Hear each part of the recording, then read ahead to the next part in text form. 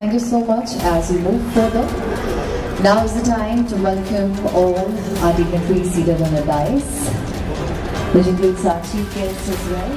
So for that, I would like to request Ms. Pallavi Mehra, Senior Group Director, Informa Markets India, to please come forward and let's welcome our chief guest for the inaugural session.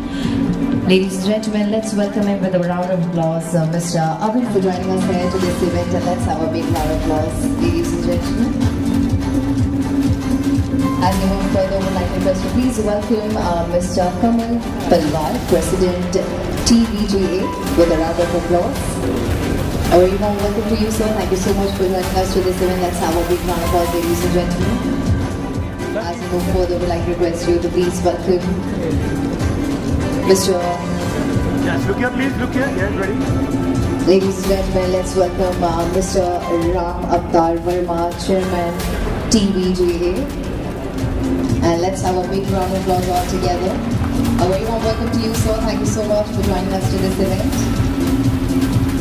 As we move further, I would like to request you please welcome Mr. Yogesh Mutras, Managing Director, Informa Markets India.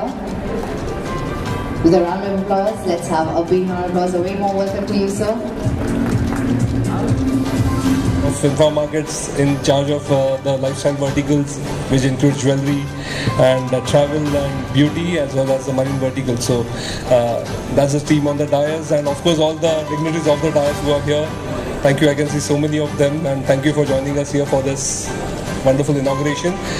So this edition of DJUF Signature is just coming on the back of the first edition that we launched last year, and thank you for the support which gives us confidence of the need of this show, especially in this unique time of the year when there is a second buying season, especially when we talk of Akshaya Tritiya, while our show in September, which is now already completed over 11 editions, has received a resounding success. It really feels good when the industry comes back and gives us feedback that there is a need for another show in this huge North India market, which is one of the fastest growing jewelry market in our country. And thank you for your backing, and we've come back here again, and this show is getting more and more traction as we move on. Having said that, the jewelry which is there in this show is predominantly which is catering to the North India market, more lightweight jewelry which we'll see out here, and that's cuts across gold, diamond and other what you'll see out here in this which is apt for the buying which is happening right now as per the what market fluctuations we are seeing. Gold in terms of our industry, gems and jewelry, as you know, it's a very prominent industry of our country, contributing about 7 to 8% of India's GDP. That's very big number that we do as an industry, or I would say about 15% of merchandise exports that happen out of India from our gems and jewelry sector. Thus, we employ about 50 lakh directly or indirectly as in our industry itself. So that's the size of our industry. So this is going to gain strength. Of course, there are some volatile times which are here, but I think who can forget the love for jewelry that Indians have? So I think this is definitely an industry which will stay and keep getting stronger. And for us, I think the support which you have received has been fabulous. This year we are having over 150 exhibitors which have come in, and there are exhibitors from across India who are exhibiting over here. We have exhibitors from Mumbai, we have exhibitors from Gujarat, we have exhibitors from South of India. Of course, North India is the biggest contingent out here in terms of exhibitors.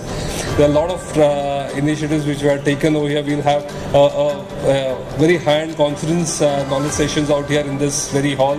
Also, in the next 2 days, some experts are going to be speaking about the challenges about the industry, some new innovations that are happening about the industry. So please to take benefit of that and gain knowledge from the sessions that we have prepared for all of you. Of course, take time to see our exhibitors, some beautiful jewelry pieces which are on display, and see what can be coming out in this coming festive season. We have also got B2B matchmaking this year, which we are doing it for the first time at the Signature Show. While we do it, मैं बहुत बहुत बधाई देता हूँ इन्फॉर्मा markets को इतना अच्छा show खड़ा करने के लिए दिल्ली में ये दूसरा एडिशन है and I am really proud to see the kind of exhibitors and the visitors in the show. Congratulations to Informa market for the show. और क्या देखने को मिलने वाला है? सर फुटफॉल मेरे हिसाब से 5,000 बताया है और 5,000 आने चाहिए क्योंकि मार्केट अभी शुरू हो रहा है अक्षय तृतीया के लिए, तो सबकी बाइंग होगी. मुझे लगता है बहुत अच्छा शो होना चाहिए. Avinash Gupta, Vice Chairman, GJC. A very warm welcome to you, sir. Let's have a very good afternoon to everyone. मंच पे विराजमान Yogesh ji Mudras, MD Informa market India, Pallavi Mehra ji, मंच से नीचे बैठे हुए पंकज जी, रामवतार जी, कमल जी और गौरव भाई, अमित भाई and all dignitaries of the dais. I'm really happy to be standing here as a chief guest in the second edition of Informa Markets Signature Delhi Show. I have seen the journey which started for Informa Market, which was UBM from Hyderabad. Their first show which started was from Hyderabad and I was part of that particular show as an exhibitor. And I know the kind of effort, the kind of energy they have used to shape the Indian gem and jewelry market in the regional levels and brought that regional levels to the mainstream in a very strong manner. So I congratulate the entire team of Informa Market from coming so long to bring these shows to this level. दोस्तों, आज हम लोग जिस era में हैं, बहुत ही turbulent weather के साथ में जेम एंड ज्वेलरी इंडस्ट्री चल रही है. हम अभी बैठे हुए थे, तब बात कर रहे थे, आज शनिवार है, आज कुछ ना कुछ होने वाला है अगले एक हफ्ते के लिए, क्योंकि ट्रम्प साहब को फ्राइडे रात में जब वो सोते हैं तो उसके पहले कोई ना कोई बम फोड़ के ही सोते हैं, जिससे हमारी जेम एंड ज्वेलरी इंडस्ट्री अगले एक हफ्ते के लिए टर्बुलेंस में आ जाए. Yesterday's closing was almost 2% high for gold and 5% high for silver. So ये आज 2%, 5%, 7% का जो fluctuation है, it has become absolutely normal. So हमको न्यू नॉर्मल के साथ काम करना है और उस न्यू नॉर्मल में हर 15 दिन में जब कोई एग्जीबिशन होती है तो वो रिटेलर और होलसेलर के लिए it is becoming a very good tool to have lower inventories with lower risk of gold fluctuations. तो मैं ये मानता हूँ कि नए नॉर्मल के अंदर हमको काम कैसे करना है, उसकी ये एक तरीका है कि हर 8 दिन 15 दिन में कहीं ना कोई एक B2B शो है और वो उस तरीके से हम अपनी प्रोक्योरमेंट और हमारी सेल्स को बहुत ही सिस्टमैटिक मैनर में कर पा रहे हैं. एक होलसेलर, जैसे अभी कमल जी ने बताया कि पहले बैग लेके उसको बाजार घूमना पड़ता था, तो वो आज बाजार बैग लेके नहीं घूम रहा है, वो एग्जीबिशन में पार्टिसिपेट कर रहा है. जीरो रिस्क और अपने सेल्स अपने एक सिस्टमैटिक तरीके से हो रहे हैं. तो मुझे ये लगता है कि दोस्तों हमारे लिए बहुत सारे चैलेंजेस हैं, जैसे कि एक HUID ट्रांसफ़र की बात BIS डिपार्टमेंट ने चालू कर दी है. हम सबको उसके लिए गियर अप होना बहुत ज़रूरी है. आज अपने आप को सिस्टम बेस्ड बनाना ज़रूरी है, क्योंकि वो स्टार्ट कर रहे हैं कॉरपोरेट ट्रांसफ़र के नाम पे और वो अल्टीमेटली हमारे पास में नीचे डाउनस्ट्रीम तक आएगा within a matter of not more than 1 year. Second important चीज़ आ रही है सिल्वर की मैंडेटरी हॉलमार्किंग. HUID सिल्वर पे आ चुका है मैंडेटरीली, अभी सिल्वर पे मैंडेटरी हॉलमार्किंग आने वाला है. हमको उसके लिए तैयार होना पड़ेगा. आज की डेट में सरकार ने 3 मान्यता रखी हुई है चांदी की हॉलमार्किंग के अंदर, 9250, 90 एंड 80.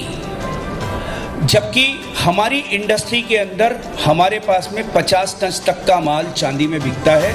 तो हम लोगों ने GJC से डिमांड रखी है कि जैसे गोल्ड में 22 carat, 21 carat, 20 carat, 18 carat, 14 carat, 9 carat है, तो चांदी के अंदर सिर्फ 3 मानक क्यों?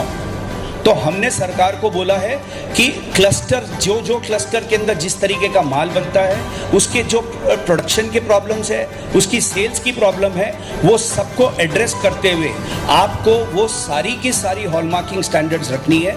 हमको कंज्यूमर का नुकसान नहीं चाहिए, हमको हमारी इंडस्ट्री को बिल्कुल सिस्टमैटिक बनाना है, लेकिन हम अपनी इंडस्ट्री को मरने भी नहीं दे सकते। आज जिस इंडस्ट्री के अंदर 50% का माल बनता है, तो वो 50% का माल भी बिकना चाहिए वो 50% की हॉलमार्किंग के साथ में। हम उसके साथ में हैं, तो हमने सरकार के सामने ये बात रखी है। तीसरी बहुत ही इंपॉर्टेंट पॉइंट है पीएमएलए। दोस्तों, आज पीएमएलए हमारी इंडस्ट्री में लागू हो चुका है, लेकिन हम इस भ्रम में बैठे हुए हैं कि 10 लाख रुपए के ऊपर का कैश ट्रांजैक्शन है तभी जाकर के हम आएंगे, और हमारे को 2 लाख के ऊपर का तो कैश ट्रांजैक्शन अलाउड ही नहीं है। लेकिन आज उनके पास में आर्टिफिशियल इंटेलिजेंस के साथ में उनके पास में डेटा कैप्चर होता है। आज हमको उसके लिए तैयार होना पड़ेगा, और उसके लिए भी जीजेसी एफआईयू के साथ में कंधे से कंधा मिला करके काम कर रही है। एक सॉफ्टवेयर डेवलपमेंट हो रहा है जिसमें कि बहुत ही कम खर्चे में सारे jewellers will become compliant to the PMLA. एक बहुत ही फास्ट ये आने वाला है, इसके लिए भी हमको तैयार होना पड़ेगा। तो आज हम बहुत सारे चैलेंजेस के साथ में घूम रहे हैं। आज हम लोग कल शाम में we were there in RBI. अभी जो साइबर क्राइम में ज्वेलर्स को प्रॉब्लम आ रही है, वो बहुत बड़ी प्रॉब्लम आ रही है। जो म्यूल अकाउंट से पैसा ट्रांसफर होता है किसी ज्वेलर के पास में, एक रिटेलर के 50,000 रुपये हो गया या 5 लाख रुपए हो गया, उसने अपने यूपीआई अकाउंट से या कोई भी बैंक अकाउंट से ज्वेलर को ट्रांसफर किया, the complete account of jeweller getting freeze because of that. उसके लिए कोर्ट में जाकर के हम लोगों ने एक स्टे लिया। उसके अंदर ये बताया गया कि जितना पैसा ट्रांसफर हुआ है उतना ही पैसा ब्लॉक होना चाहिए, उतने ही पैसे को लीन लगाना चाहिए। तो हम उसके अंदर भी क्या रिलीफ हो सकता है, we are working with the ministry of home affairs on that, we are working with the RBI so that we can get relief for the Indian gem and jewellery industry. So GJC as a national body is doing lot of work behind the scene, जहां पर कि हम ये देखते हैं कि हमारी gem and jewellery industry transparent होते हुए, कंप्लायंट होते हुए, सरकार के साथ में हाथ से हाथ मिलाते हुए, बगैर कोई दिक्कत के कैसे काम कर सकती है, उसके ऊपर हम काफ़ी काम कर रहे हैं। और मैं चाहूँगा कि कोई भी इशू आपके पास में आता है तो आपके लोकल एसोसिएशन के थ्रू हमारे पास भेजिए, क्योंकि जब तक हमारे पास में उस लोकल लेवल का इशू हमारे पास नहीं आएगा,